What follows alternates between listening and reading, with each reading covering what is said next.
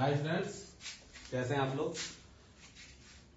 पिछले वीडियो में मैंने आपको रियल नंबर के बारे में बताया, रेशनल और इरेशनल नंबर के बारे में बताया।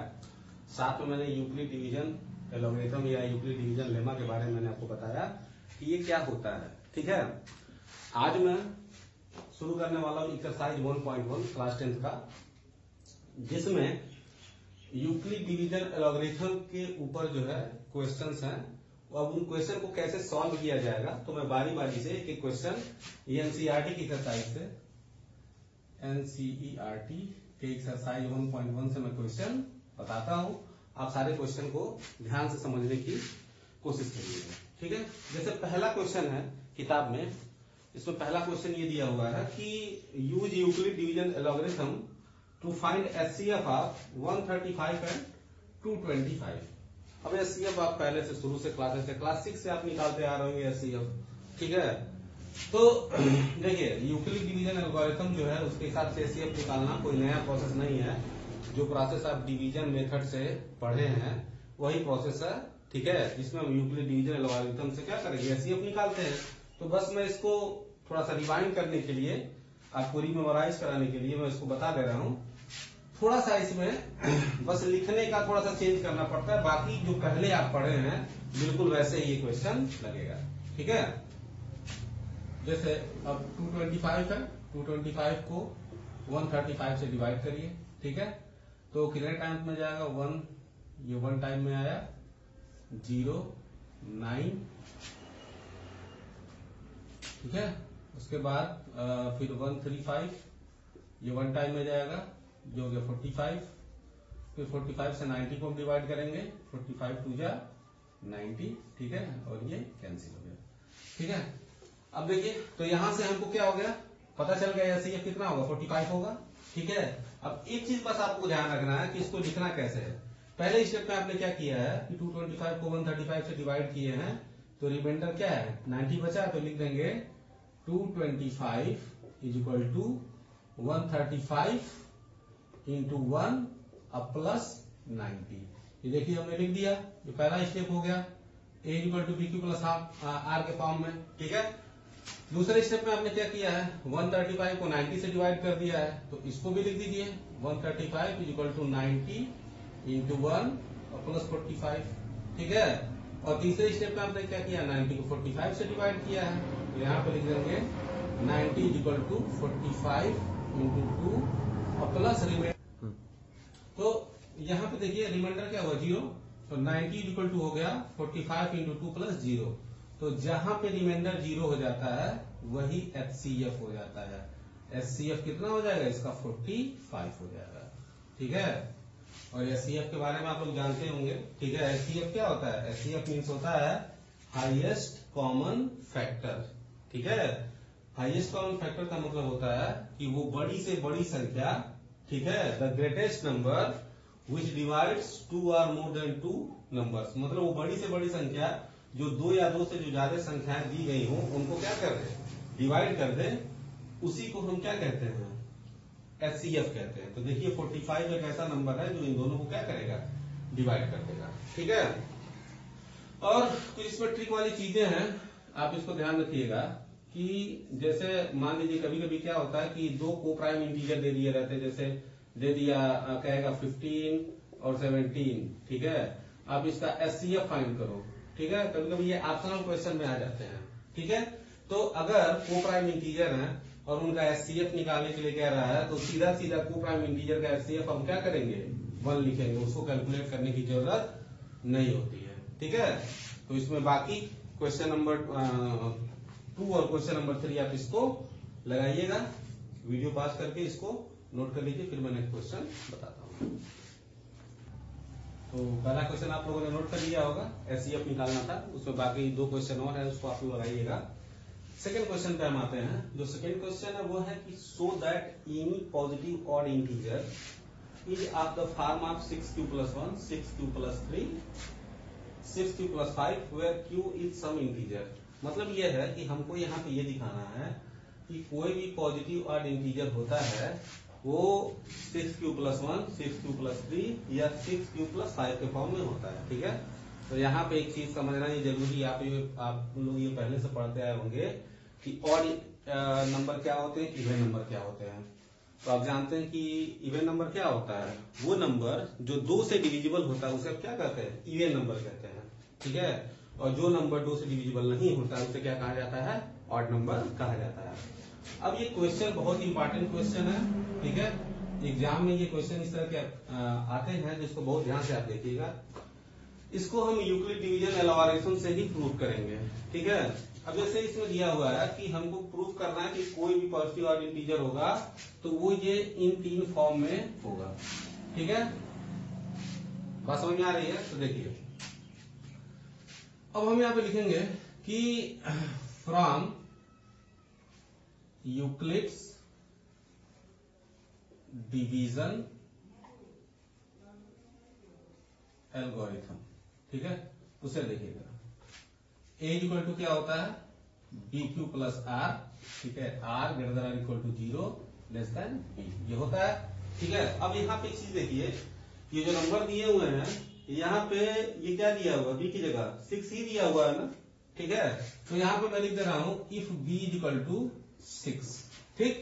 तो a इक्वल टू क्या हो जाएगा, 6q प्लस आर हो जाएगा।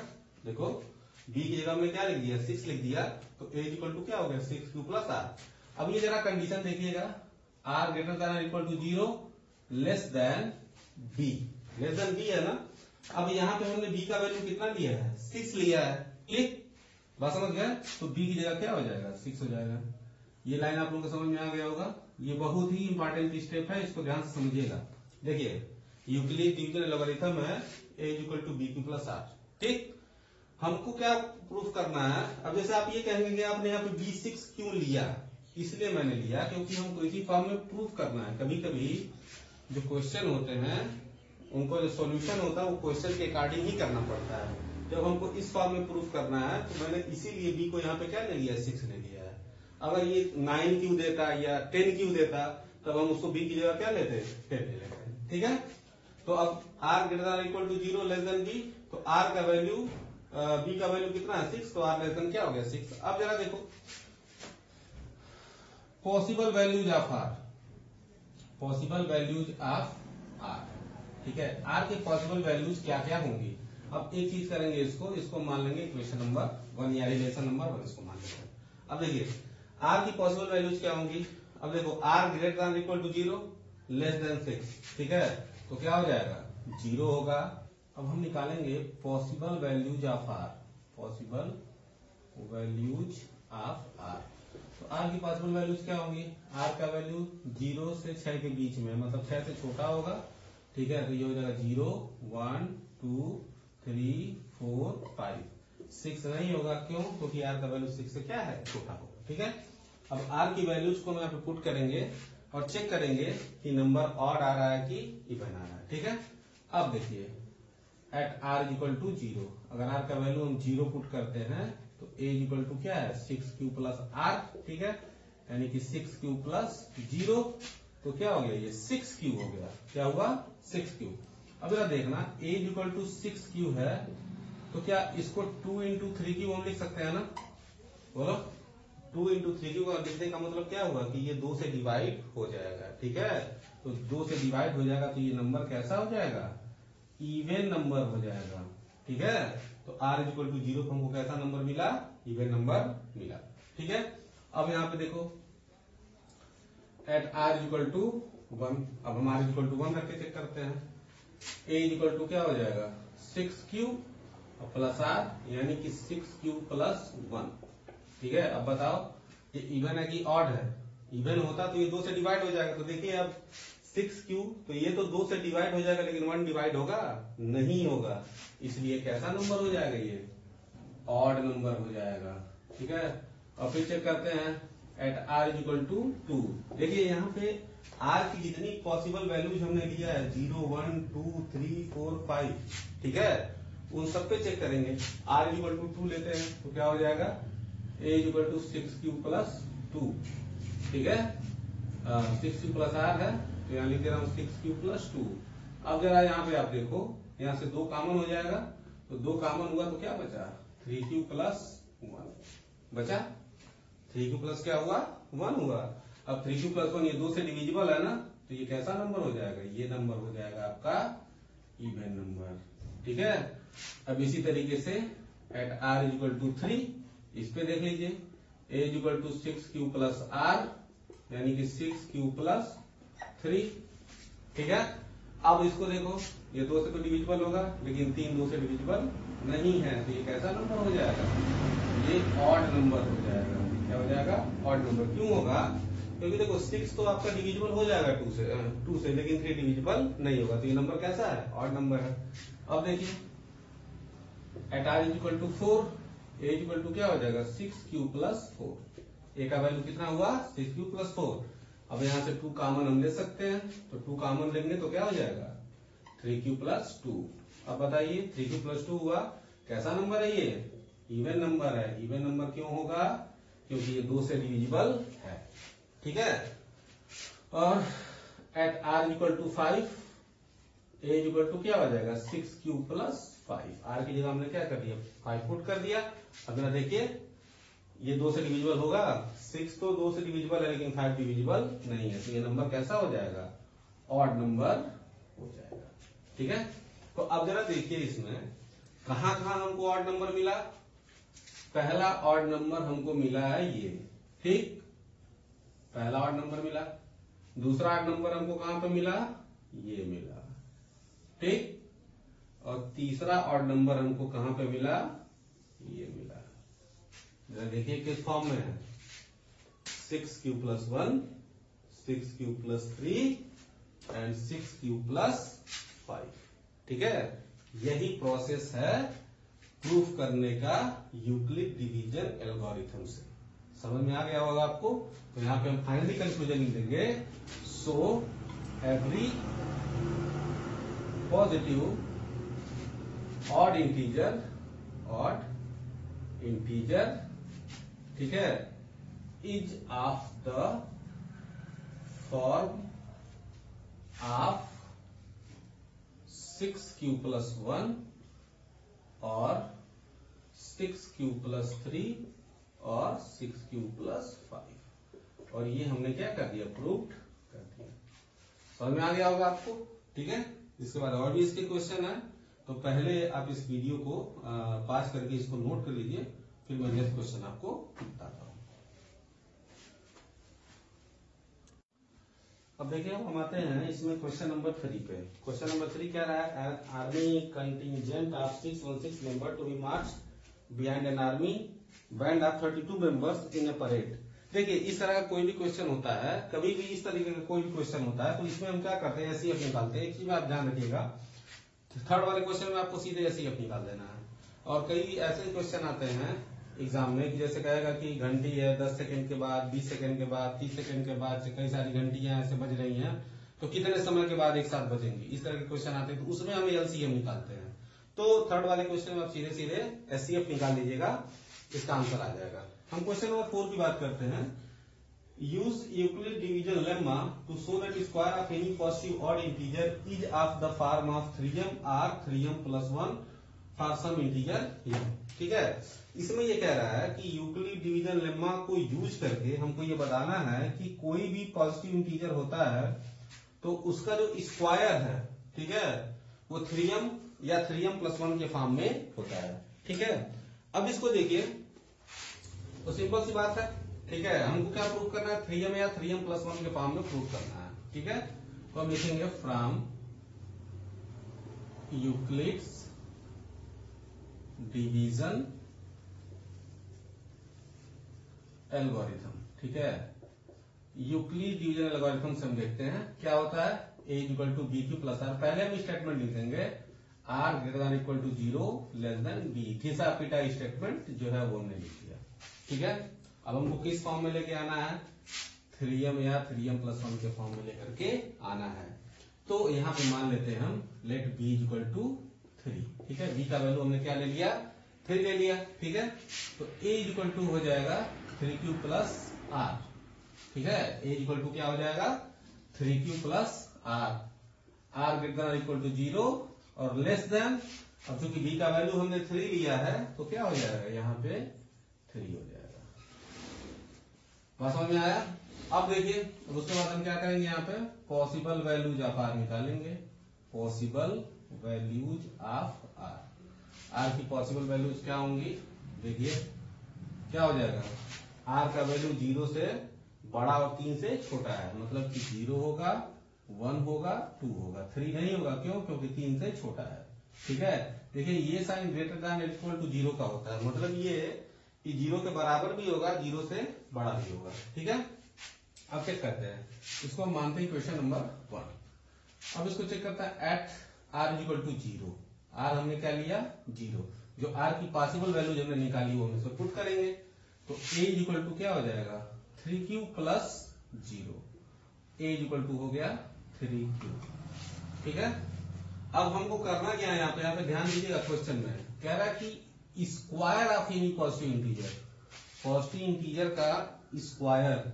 अब हमें इसका क्या करना है, स्क्वायर करना है, ऑन स्क्वायरिंग। ठीक है, इसका हम स्क्वायर कर देते हैं। ठीक है, तो स्क्वायर कर दीजिए, तो स्क्वायर करेंगे तो दोनों साइड का करेंगे, तो a का स्क्वायर इक्वल टू क्या हो जाएगा, 3q का स्क्वायर। ठीक है, तो ये a स्क्वायर हो गया, 3q का स्क्वायर कितना हो जाएगा, 9q स्क्वायर। अब यहाँ पे ध्यान दीजिएगा, ये जो 9q स्क्वायर है इसको हम लिख सकते हैं 3 इंटू 3q स्क्वायर, लिख सकते हैं ना, 3 इंटू 3q स्क्वायर। और अगर हम मान लें if 3q square equal to m, तो a स्क्वायर इक्वल टू क्या हो जाएगा 3, और 3q स्क्वायर को हमने क्या माना है, m माना है, तो a स्क्वायर इक्वल टू क्या हो गया, 3m हो गया। ठीक है, तो हमने इस इंटीजर का स्क्वायर किया, किस फॉर्म में आया, 3m के फॉर्म में आया। ठीक है, समझ में आया? फिर चेक करते हैं आगे, r का वैल्यू 0 लिया, अब r का वैल्यू 1 लेते हैं, एट r इक्वल टू 1। अगर r का वैल्यू 1 लेंगे तो क्या हो जाएगा, a equal to 3q plus 1, square कर दीजिए, ऑन स्क्वायरिंग जब हम इसका स्क्वायर करेंगे तो ये हो जाएगा a square equal to 3q plus 1 का होल स्क्वायर। ठीक है, तो a स्क्वायर और 3q प्लस 1 का होल स्क्वायर करेंगे तो ये हो जाएगा 3q का स्क्वायर प्लस 1 का square plus 2 into 3q into 1। ये कौन सा फार्मूला मैंने यूज किया है, A square plus B square plus 2ab, तो a प्लस बी का होल स्क्वायर होता है। तो ये हो गया a स्क्वायर, 3q का स्क्वायर, 3 का ये हो जाएगा 9q स्क्वायर, ये हो गया 1, और ये 2 3 का कितना हो जाएगा 6q। ठीक है, तो a स्क्वायर इक्वल टू हो गया 9q square plus 6q plus 1। 6q को मैंने पहले लिख दिया। ठीक है, अब जरा इसको थोड़ा सा ध्यान से देखिएगा। ठीक है, ध्यान से देखने का मतलब क्या, जैसे ये a स्क्वायर हुआ, यहाँ पे 3 कॉमन ले लीजिए, 3 कॉमन अगर आप लेते हैं तो क्या बचेगा, यहाँ पे 3q स्क्वायर प्लस 2q, और ये प्लस क्या हो गया 1। और अगर हम मान लें कि m equal to 3q square plus 2q, तो a स्क्वायर का वैल्यू क्या हो जाएगा 3, और इसकी जगह पुट कर देंगे m और प्लस 1। ठीक है, तो हमने इस नंबर का भी स्क्वायर किया तो किस फॉर्म में आया, 3m प्लस 1। ठीक है, अब अगला r का एक वैल्यू और हमको कंसीडर करना है, वो क्या है 2 है। अब देखिए एट r इक्वल टू 2, अब इसको हम इक्वेशन 1 में पुट करते हैं तो क्या हो जाएगा, ये a equal to 3q plus 2, इसका स्क्वायर कर देते हैं, ऑन स्क्वायरिंग जब स्क्वायर करेंगे तो क्या हो जाएगा, a square equal to 3q plus 2 का होल स्क्वायर, या a स्क्वायर। अब देखिए इसमें भी a प्लस b का होल स्क्वायर निकालिए, 3q का स्क्वायर प्लस 2 का square plus 2 into 3q into 2। 3q का स्क्वायर क्या होगा 9q स्क्वायर, 2 का स्क्वायर 4, 2 2 जा 4 3 जा 12q। ठीक है, अब यहां देखिए थोड़ा सा ध्यान दीजिएगा, 9q स्क्वायर ये हो गया 12q। अब ये जरा 4 को देखिएगा, 4 दिख रहा है, 4 को मैं लिख दे रहा हूं 3 प्लस 1, लिख सकते हैं ना, बिल्कुल ये 4 ही है ना, 4 को मैं लिख दिया 3 प्लस 1। ठीक है, तो यहां से आप 3 कॉमन ले लीजिए तो क्या बचा 3q square plus 4q plus 1, और ये प्लस 1 यहाँ पे देखिए जब मैंने 3 कॉमन लिया 3 3 जा 9, 3 4 जा 12, 3 1 जा 3। ठीक है, तो अगर हम यहाँ पे मान लें if m equal to 3q square plus 4q plus 1 then a square equal to क्या हो जाएगा 3m प्लस 1। ठीक है, अब आप देखिए पूरा जो भी हमने क्वेश्चन लगाया। ठीक है, हमने जब इंटीजर का स्क्वायर किया, ठीक है, जैसे यहाँ पे देखिए स्क्वायर किया तो किस फॉर्म में आया 3m के फॉर्म में आया। तो जब दूसरे केस में हमने स्क्वायर किया किस फॉर्म में आया 3m प्लस 1 के फॉर्म में आया। और तीसरे केस में भी स्क्वायर किया तो किस फॉर्म में आया 3m प्लस 1 के फॉर्म में आया। यही हमको दिखाना था। यहाँ पे देखिए क्वेश्चन क्या कह रहा था, use Euclid division lemma to show that square of any positive odd integer is of the form of 3m और 3m प्लस 1। ठीक है, कि कोई भी पॉजिटिव ऑड इंटीजर होता है तो उसका स्क्वायर जो होता है वो 3m या 3m प्लस 1 के फॉर्म में होता है। ठीक है, तो ये क्वेश्चन आपको समझ में आ गया होगा। इसके बाद जो अगला क्वेश्चन था, ठीक है, और ये क्वेश्चन केवल इंटीजर है, पॉजिटिव इंटीजर ऑड इंटीजर नहीं है। ठीक है, अब इसके बाद नेक्स्ट क्वेश्चन है क्वेश्चन नंबर 5। इसमें सेम क्वेश्चन है, सेम प्रोसेस लगाएंगे, बट ये है कि स्क्वायर की जगह क्या कर दिया है क्यूब कर दिया गया है। तो क्वेश्चन नंबर 5, ठीक है, इसको आप खुद करिएगा, डू योरसेल्फ। ठीक है, अगर नहीं होता है तो आप मुझे कमेंट बॉक्स में बताइएगा। ठीक है, फिर इस क्वेश्चन के लिए मैं अलग से वीडियो बनाऊंगा। और आप लोगों से अनुरोध है कि अगर आपको वीडियो समझ में आया है तो इसको सब्सक्राइब कीजिए, ज्यादा से ज्यादा लाइक करिए और इसको ज्यादा से ज्यादा शेयर करिए। ठीक है, जिससे थोड़ा सा मैं मोटिवेट होऊंगा। ठीक है, तो मैं और बेहतर करने की कोशिश करूंगा और अच्छे वीडियो में बना के आपको दूंगा, जिससे आपका भी फायदा होगा। ठीक है, और मुझे भी काफी एक बॉन्डिंग जो हमारे और आपके बीच बनेगी उससे मुझे भी प्रसन्नता होगी। धन्यवाद।